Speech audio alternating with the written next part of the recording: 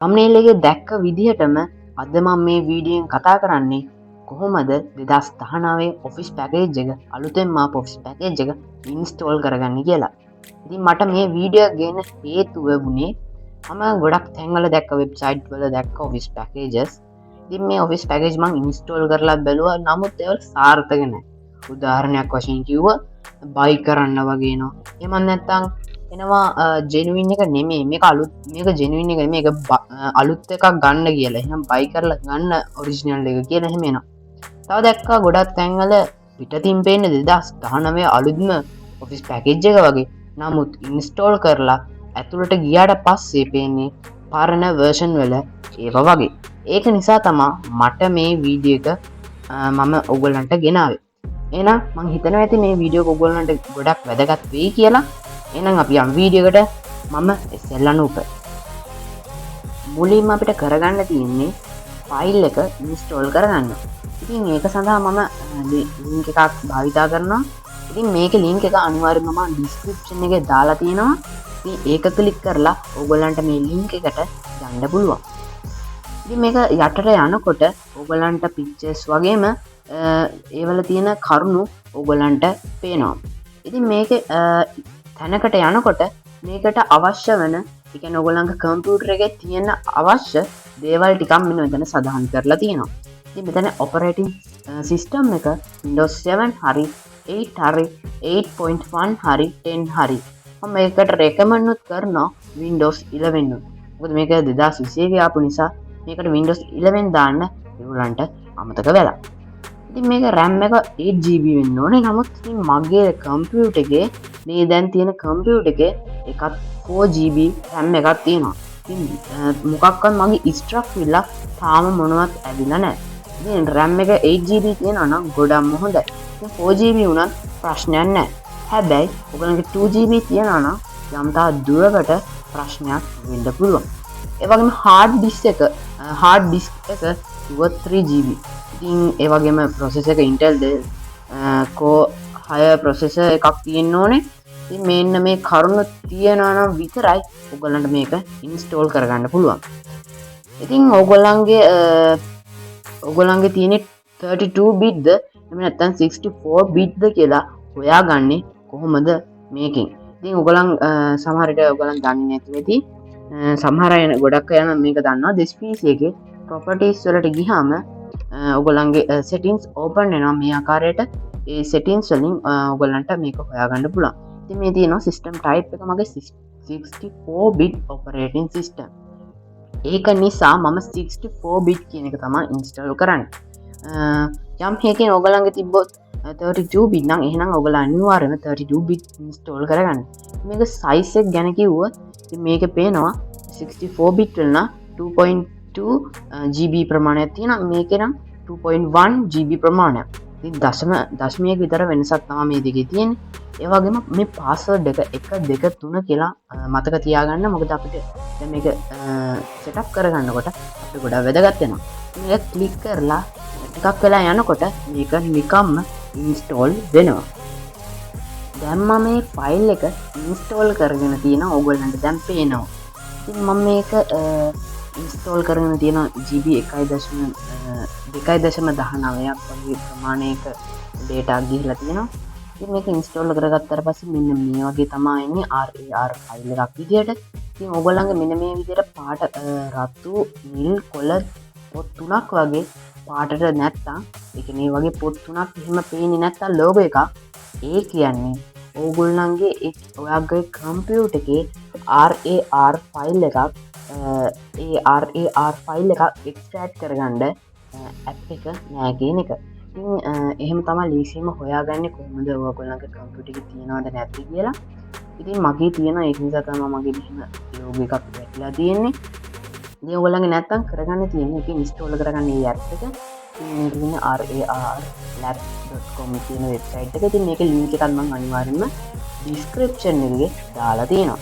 ඉතින් මේකෙදී ඔයගොල්ලන්ගේ තියෙන ගොඩක් දේවල් Mac, Android, Linux, Windows කියලා තියෙනවා. ඉතින් ඕගොල්ලන් 64 Windows නම් මේ දෙකෙන් එකක් තමයි ඕගොල්ලන් ගන්න ඕනේ. ඉතින් 64 bit ද 32 bit ද කියන එක මම කලිනුත් කියලා දුන්නා කොහොමද කරගන්නේ කියලා. ඉතින් ඒ විදිහට මේක ඉන්ස්ටෝල් කරගන්නයි තියෙන්නේ. ඉතින් මගේ 64 bit නිසා මම මේක ක්ලික් කරනවා. එතකොට මෙන්න මෙතන ඉන්ස්ටෝල් වෙනවා. ඉතින් මම මේක පෝස් කරගන්න මට ඕනේ නැති නිසා මම මොකද ඉන්ස්ටෝල් කරගෙන සෙටප් කරගෙන තියෙන්නේ. හොඳයි දැන් මේක මෙන්න තියෙන ෆයිල් එක රයිට් ක්ලික් කරලා එක්ස්ට්‍රැක්ට් කරගන්න තියෙන එක්ස්ට්‍රැක්ට් here කියන එක ක්ලික් කරන්න තමයි තියෙන්නේ. ඊට පස්සේ පාස්වර්ඩ් එකක් අහනවා. සෝරි මට කියන දෙයක් අමතක වුණා. ඉතින් මේක කරගන්න කලින් මෙන්න මේක එක්ස්ට්‍රැක්ට් කරගන්න කලින් ඕගොල්ලන් අනිවාර්යයෙන්ම මේකේ සිකියුරිටි එක වහන්න ඕනේ. ඉතින් ඔයගොල්ලන් හිතන ඇති මේක හැක් කරපු එකක් මොකක් හරි වෛරස් එකක් කියලා. එහෙම ඉන්නේ නෑ. මේ කරන්නේ Microsoft ලට අපි මේක හොරෙන් ඉන්ස්ටෝල් කරගන්න එක දන්වන එක නැති කරගන්න එක. ඒ වගේම ඔයගොල්ලන්ගේ Wi-Fi connection එකත් අඩාල කරනවා නම් ගොඩක් හොඳයි. මම නම් එහෙම කරන්නේ. නමුත් අනිවාර්යයෙන්ම ඔයගොල්ලන්ගේ මෙන්න මේ කියන එක කරගන්නයි තමයි මේක ඔෆ් කරගන්න තමයි ඕනේ. Windows එක ඔෆ් කරගන්න තමයි ඕනේ. ඉතින් මේ ආකාරයට ආවම ඒකේ මේකට යන්න ඕනේ. මෙන්න වෛරස් කියලා එකක් තියෙනවා. එන්නේ වෛරස් කියන එකේ යන්න ඕනේ. මෙන්න මෙතන තියෙනවා ආයි වෛරස් කියලා manage settings කියලා. මේකේ තියෙන ඔක්කොම මේවා ඔෆ් කරගන්න ඕනේ. අනිවාර්යයෙන්ම මේ විදිහ කරගන්න නැත්නම් ඕගොල්ලන්ගේ එක හරියට එක්ස්ට්‍රැක්ට් වෙන එකක් නැති වෙයි. හොඳයි. දැන් ඉතින් මේක එක්ස්ට්‍රැක්ට් කරගන්න තියෙන කිසිම ප්‍රශ්නයක් නැතුව පාස්වර්ඩ් එකක් අහනවා. මම කිව්වා අර කලින් මතක තියාගන්න කියලා. මේ ෆයිල් එක ඉන්ස්ටෝල් කරගන්නකොට එතන තිබ්බේ 1 2 3 කියන එක ඉතින් ඔයගොල්ලන්ට වෙන මම 1 2 3 කියලා දුන්නා. ඕකේ දෙනවා.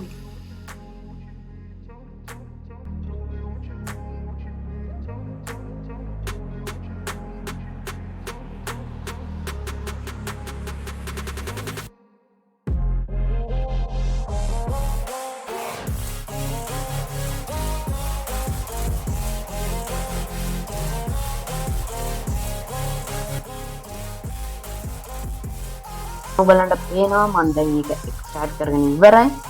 දැන් තියෙනවා මෙන්න මෙතන ෆෝල්ඩ් එකක් හා මෙතන තියෙනවා ටෙක්ස්ට් ડોකියුමන්ට් එකක්. මෙන්න මේ ෆෝල්ඩ් එක දෙපාරක් ක්ලික් කරලා ඕපන් කරගන්නවා.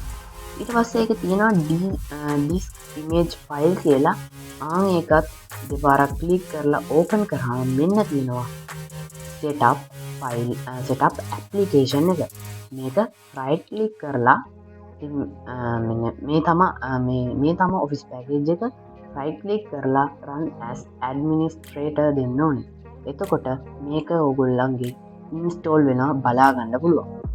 ඉතින් ඒක install වුණාම ඕගොල්ලන් ඒක open කරන්න එපා. ඉතින් මම මේක install දැන් ඕගොල්ලන්ට පේනවා image එකක්. ඒ මම දැන් install කරලා තියෙන්නේ. මේ තියෙන දැන් මම install කරලා Word, Excel, PowerPoint මේ තියෙන්නේ අනිත් ටික මේ ඔක්කොම මම ඉන්ස්ටෝල් කරගෙන තියෙන්නේ. ඉතින් දැන් කරගන්න තියෙන්නේ දැන් මේක ඕපන් කරොත් අනිවාර්යයෙන් වෙනවා buy කරන්න එක වගේ ගොඩක් මැසේජ් එනවා buy කරන්න මේ 7 day trail කියලා ඒ වගේ ගොඩක් දේවල් එනවා. ඉතින් ඒක නවත්තන්න මේ ෆයිල් එක ඇතුළෙම තියෙනවා මම ආයෙ පෙන්නන්නම්. මේක ආයෙ පළවෙනි ෆෝල්ඩර් එකට යනවා. ඊට තියෙනවා crack කියලා. මේ crack කියන එක එවුවාම මෙන්න මෙතන තියෙනවා cmd ෆයිල් එක.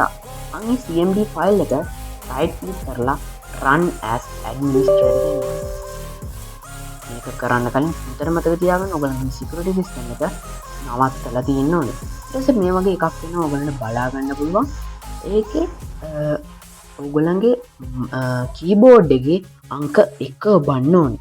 ඔයගලගේ keyboard එකේ අංක 1 එවුවහම මේන වගේ blue color එකක් බලා ගන්න පුළුවන්. ඉතින් මේකට යම් කිසි වෙලාවක් ගන්නවා. වෙලාව වැඩි කියන්නේ ඔයගලගේ කම්පියුටර් එක slow කියන එක නෙමෙයි. ඒ කියන්නේ ඔයගලගේ දේවල් apps වැඩි space එක අඩුයි කියන එක තමයි ඉතින් සඳහන් කරන්නේ. ඒ නිසා බය වෙන්න එපා. ඔයගලගේ slow වෙයි. අර මම කිව්වේ RAM එක 8GB තියෙන්න ඕනේ කියලා. ඉතින් ඔයගොල්ලෝ 4GB නම් කරන්නේ එහෙම ප්‍රශ්න කරගන්න එපා. 4GB නම් ප්‍රශ්නයක් නෑ. නමුත් හොඳයි දැන් ඔයගලන්ට පේනවා දැන් මේක ඇක්ටිව් වෙලා තියෙන product activation සක්සස්ෆුල් කියලා ඕගොල්ලන්ට මෙන්න මෙතන දැන් ඕගොල්ලන්ට පේනවා. ඉතින් මම මේක කට් කරගන්නවා මේ කර්ම. දැන් ඕගොල්ලන්ගේ dispute එක ඕපන් කරලා බලන්න ඕගොල්ලන්ගේ ෆෝල්ඩර් එකක් ඇවිල්ලා තියෙන්නේ මෙන්න මේ වගේ. මේක අයින් කරන්න නම් right click කරලා මෙතන තියෙනවා eject කියලා. එන්න එක ක්ලික් කරාම අයින් වෙලා යනවා. දැන් මම ඕගොල්ලන්ට පෙන්නන්නම් මේ Excel එක ඕපන් කරලා ඉතින් මේක Office LTSC කියන Office package එක Office package එක install වුණා. මම blank workbook එකක් ගන්න. ඉතින් ඕගොල්ලන්ට පේනවා කිසිම ප්‍රශ්නයක් නැහැ. ඉතින් මම ගිහලා පෙන්නන්නම් accounts වලට. ඉතින් account එකේ මේ කිසිම ප්‍රශ්න නැහැ. 2021 ආපු ඔක්කොම තියෙනවා. හොඳයි දැන් අපි ඔක්කොම ඉවරයි කරලා ඒක නිසා අපිට මේ security system එක දැන් on කරගැනීමේ හැකියාවක් තියෙනවා. ඉතින් ඕගොල්ලන්ට එහෙම ප්‍රශ්නයක් වෙන්න ඕනේ නැහැ. ඕගොල්ලන්ගේ security system එක එහෙම නැවතුවට ඒ අපි කරේ Microsoft ලට එහෙම හඳුනගන්න බැරි වෙන්න. ඉතින් මේ ආකාරයට මම ඔක්කොම power on කරගන්නවා. මේ ඔක්කොම මම දැන් ඔයගලන්ට පේනවා on කරගත්තා. වීඩියෝ එක හොඳයි නම් අනිවාර්යයෙන්ම like කරන්න, share කරන්න. යාළුවන්ට දකින්න අනිවාර්යයෙන්ම share කරන්න. ඒ වගේම මම subscribe කරන්න දැන් subscribe කරන්න ඉස්සෙල්ලා නොකලා. මොකද ඔයා දෙන subscribe එකෙන් තමයි මට පොඩි කික් එකක් වගේම ලොකු හැඟීමක් වගේ දෙයක් දැනෙන්නේ. ඒ නිසා අනිවාර්යයෙන්ම subscribe කරන්න. එහෙනම් මේ වගේ තවත් වීඩියෝ එකකින් හමු මම ඉස්සෙල්ලා නොකලා